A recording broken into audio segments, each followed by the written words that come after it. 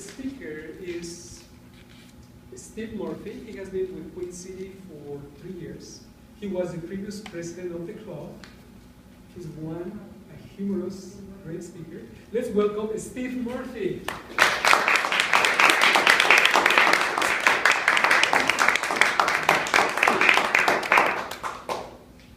Thank you very much.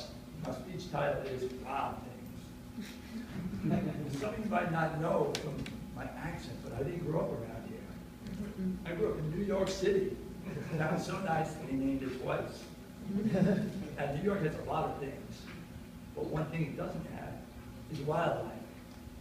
My idea of wildlife as a kid was dogs, and cats, and rats, and rats, and rats. Their beady red eyes and long tails. But even back then, I longed for something more. I wanted to see the real wildlife like you see in National Geographic. So, I did what any young boy would do. I decided to join the Boy Scouts and go out to the wild woods and see what I could find. So I did just that. At the age of 12 years old, I headed upstate New York. Near Monticello, I found a beautiful camp where I spent the entire summer. And I learned so many things. The wildlife was more than just Central Park. I learned that it was real wild out there.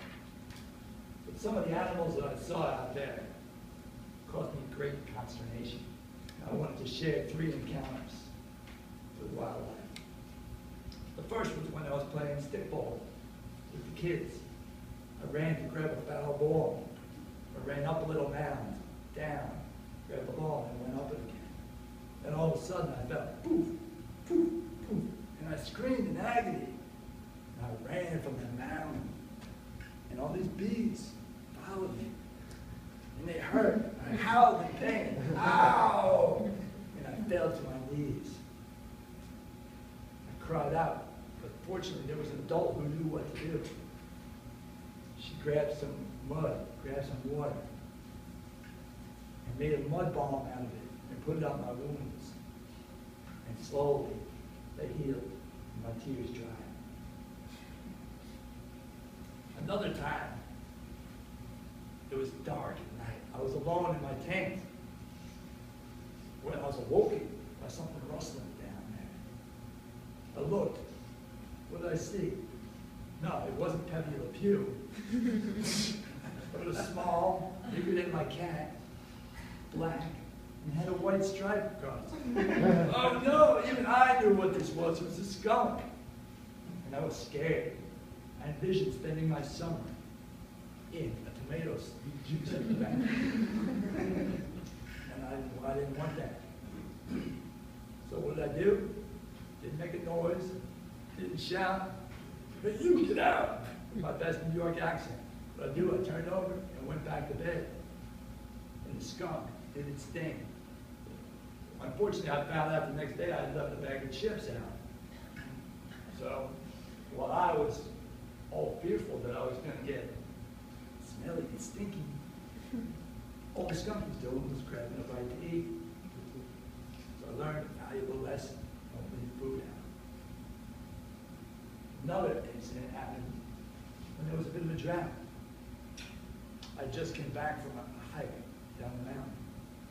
I was preparing dinner on the stove when what came out of nowhere but a bear. No, it wasn't Yogi Bear. It was a real brown bear, a little one, cute. But I knew when there's a little bear, there's going to be a big bear. And I was scared. But I knew what to do. I grabbed my pot, I grabbed my pan, and I banged on it. Boom, boom, boom. That didn't work though. The bear kept coming at me. So I started singing. What did I sing? I sang Wild Thing. You make my heart sing. You make everything groovy. And I don't know if it was my voice or my fear, this demeanor, with the bear standing back up the hill. So these are just 3 of the many encounters encounters that I had with wildlife in the woods. And what did I learn from them? I learned a lot. I learned about the healing power of mud. I learned never to leave food out for scum.